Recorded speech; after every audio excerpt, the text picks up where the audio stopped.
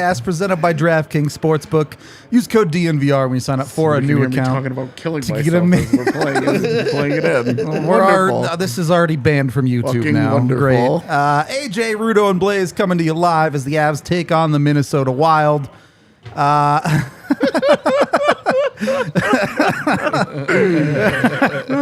Lord. Look, no beating around the bush on this one. This is for the top spot in the Central Division. It's a big game. Yep. The Avs got to go out and get her done or be in second place in the division, I suppose. Those are your two options. It would make the Avs' life a whole lot easier through the rest of the year if they do win this one. Yeah, It would be theirs to lose at that point. Yeah, so you win it in regulation tonight. You're a point ahead with a game in hand. Yep. That gives you runway to work with there. It gives you runway to separate that game in hand. If you win it, You're 3 points up. At then you have a point. 3-point lead, and you're not messing around with all these tiebreakers, all this other stuff, which they've closed the gap on all of. They have. So if things have gotten interesting, continuing to win in regulation would be really, really good.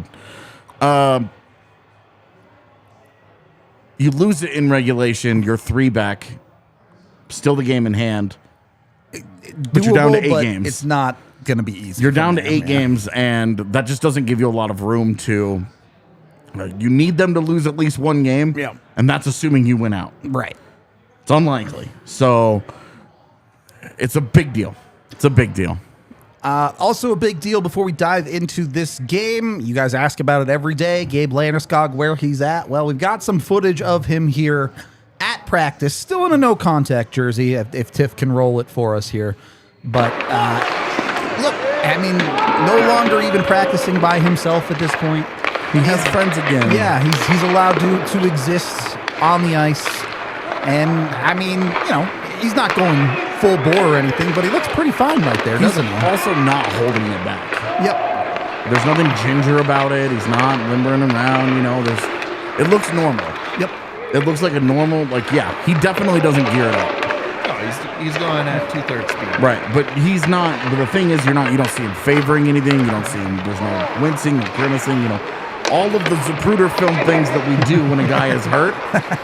None of the stuff, none of the telltale signs of guy is really still fighting it are there. And so not trying to look at it and say, oh, he's going to be back before the end of the season. Really don't know. But to me, I mean, you watch that and you're just like, A lot of positives there to take. yeah, you're like, okay, I don't know how close he is. I don't know how far, we don't know that how he feels about it. But that right there, you're like, if they have to get into the second round, is he really still a month away watching that? Yeah. Well, just looking at the progression too, right? From when you step back onto the ice to where he's at now. He's doing it's a huge difference where, I mean, it's those things that happen, like when a guy gets injured, you go back to the basics. So he's doing those drills that everyone's like, oh my God, he's a mite out there. And it's like, no, pros do this. Yeah. And he's doing it real slow. They're taking it nice and easy because they have that luxury. And especially right now, the way that they're playing, it's like, rest up, get ready to play. Yeah, and I just think that they're saying, look, we're now 92. I did this the other day. 92, 94 points. I don't remember. But they are. Yeah. They're within 10 points of clinching a playoff spot. Yep. And that the more they win, the less that magic number shrinks. And because right now, if they get to 97 points, Calgary can't catch them. And Nashville would have to win out, basically. Yeah, and Nashville would have to win out to put it at about 102 or something. Yeah. I think it's 102. Yeah. So you are talking about, like, there still is work to do here to clinch a postseason spot, but they are now close enough to that where they could be clinching sometime in the next 10 days. And then you are having the conversation of, like, do you try and sneak him into an end of the season game? If you don't care about your seeding and you're just whatever, like, do you try and slip him into one? If you end up to go, you want to get him games. If you end up with a totally meaningless game 82 in Nashville, isn't that like a perfect opportunity to be like, test it? Well, especially in that game, if you could give him like 10 minutes if you want. That's what I'm saying. Just test it. Yeah. Have him go out and have him play 10 minutes that night. And if it feels good and he feels good, then round 1, game 1, you're healthy. Yep. God help whoever plays him. And if he doesn't, then you continue on. You haven't had him all year. You continue on without him, and you know, okay, well, we'll just see how this goes. We'll continue to make do without him. But like right there, like that should give you some level of confidence. He's participating in morning skate. All right, you don't usually do that if you're not even remotely close.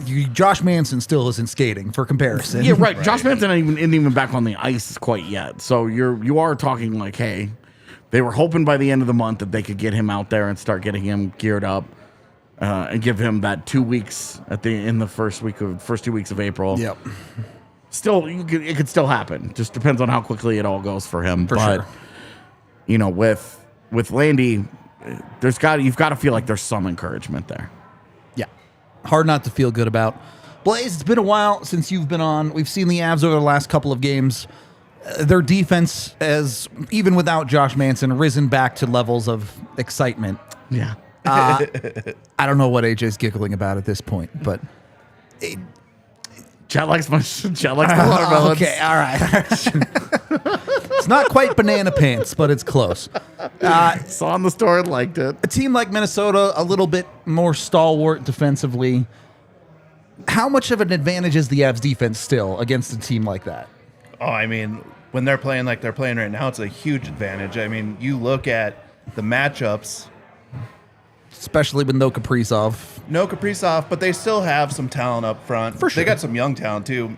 Boldy, he's exciting kid to watch. He's been real good. He's been up and down. He's a young guy, right? You gotta root for the American-born players. I do not. Okay. Well, I do. So I like that. But back to the defense. It's all very vindicating for me as the guy that pounded the table that Matt Boldy was awesome in that draft class. So I'm like, Matt Boldy's the shit. You right? Don't make me bring up Alex Turcotte. Oh. But when you're looking at that defense, when the Avs are playing awesome like they are, they just beat out the other defense as far as like points production and defense. And right now you're getting great play from Gerard. And I think that's helping out, right? You're not just relying on Taves and Makar. Yeah. Yep. You can look down this lineup and say, hey, I can throw these guys out here. I'm not worried about it from the defensive side of it. Bowen Byram seriously might push for a 30-point season despite playing half the games this year. Yeah. I mean, he's been look that into dynamic. the future of that kid. Yeah, look out. Yeah. I mean, he's a top pairing defenseman. I mean, I was having conversations today about what the Avs do in the offseason with this contract. Do you try and go long term? Do you give him a 2-year deal to keep the current cost down, or would you give him Sam Girard's deal right now? My suggestion was 7 years at $6 million. So a little bit more even, yeah. Knowing that you account for the cap has a major jump coming up, and they keep saying that. Is it gonna happen? They do keep saying that. They keep saying, and then they're like, "Oh, just kidding. It's actually a $1 million." Yeah. It's got to happen. Event. I mean, they paid off all their debt, right? So not yet. No, I thought they had that close. Yeah. Sure. Okay. It's like Was that the expansion into Russia? Still not paying off. It's like when you have a $3,000 credit card bill and you're on the last 500. Sure. You're like, this is almost done, baby. But then you're like, it's still 500 to go. And you're like, come on. A ways left. Just a couple playoff games for the Maple Leafs. That's all we need. Maybe a second round appearance. Yeah, exactly. Second round appearance for Toronto, and we can pay off all that debt. Look, Minnesota is perfectly average when it comes to their possession metric, literally 50.1% Corsi for. Yeah. Their thing is they're great defensively. Yep. They make life miserable on you as a team. They've got very, very good defensive forwards. And this year, where they've struggled is that they have not had career years out of all of their forwards. The 15-point Freddie Gaudreau is not having a 45-point year. Ryan Hartman is not scoring 30 goals this season. You know, Kirill Kaprizov and Matt Zuccarello, Matt Boldy has taken the step forward this year. Yep. It's been inconsistent, but, obviously 9 goals in his last 5 games. He's absolutely caught fire since Kaprizov went out. It's true. But you are talking about a really, really good defensive hockey team. And then Philip Gustafson's been brilliant in net. Had he gotten the bulk of the starts, we would be talking about him in a Vezina capacity. Assuming he kept it Had up. those results stuck across 55 games, he's been that level of good. That level of good. It is that, like, everybody in Colorado can't stand the Wild. Like, everybody hates Minnesota. Deservedly so. The whole state sucks. It's just miserable and cold, and it's the worst, and they eat gross fish, state. and it's disgusting. No, I disagree with Your all part that. of Minnesota is basically Canada, so I don't know if that. Yeah, really, you guys are wannabe Canada, and we're good. God. So we could, you guys could secede from the union. Would be cool. And then Canada would have one more team that can't win a Stanley Cup. So Ooh, it would be great. Cutting deep. But like in reality, like this is a scary Minnesota team. Yeah. And they're playing unbelievably well right now. Producing a little over their heads because without Kirill Kaprizov, they're not this good. But they don't have to be this good forever. The Kaprizov thing is 3 or 4 weeks. They're halfway through that thing. Yep. So they're doing what they have to do. This is a serious test tonight for Colorado. Even without Kaprizov, you look at, there's no Kaprizov. Yeah, well, on the other side, there's no MacKinnon, there's no Manson, there's no Gabe Landeskog. Like, neither one of these teams are at full capacity. It's still great. It's going to be I think it's going to be a really good hockey game. I mean, this is going to have that playoff feel to it. The Avs kind of need to win a big one on home ice. Yeah. They have not been great at home, for sure. They, they have the New Jersey game obviously didn't go their way. They lose the Seattle game. Yeah. They lose to LA. They lose to Pittsburgh. You're talking about a lot of home games against good teams. You'd like to see them Start winning those, step up and crash, bang, boom one of them. Well, and It's not going to be a blowout tonight, I don't think. It's not going to be 6-0 or whatever. no, Still 20-12-5 at home. right. Not like that's not It's bad. not disastrous. But you're talking No. about 20 wins and 17 losses on Well, home their road ice. record, they're better. Right, significantly so. And 24-11-1. About half the playoff teams this year have been better road teams than home teams. It's the weirdest thing I've ever seen. It's crazy. But it is, I mean, you are talking about tonight. You want to see, hey, Philip Gustafsson is the backbone of everything that they've got going on. Fine. Alexander Georgiev, that's your music, man. You need to be outplaying Philip Gustafsson tonight. Yep. Or Marc-Andre Fleury. Doesn't matter which one. Yeah. Got to be better. And look, I think there's a lot of positives They've going both into been great tonight. lately. The Avs have gotten very good goaltending of late. Yeah. On top of that, they've dominated a lot of teams in possession. Are those teams weaker than Minnesota for the most part? Yes. But you got to take that and be able to apply it to when you're playing a better hockey team. Yeah. So hopefully we see the Avs control the game the way we know they can. Blaze, you kind of already alluded to it. Not likely to be a first round matchup. There's a pretty good chance these teams finish 1-2. There's a pretty good chance one of these teams finishes first in the division and the other finishes second or third. So unlikely they would play each other in the first round, but could very well be on a track to play each other in the second round. The difference in cup chances, somebody DM'd me and was like, hey, the Avs cup chances went up 10% overnight to make the Stanley Cup. Yep. Why is that? And I was like, well, they took over. They became favorites because of the schedule, games in hand and all. You become favorites in the Central Division.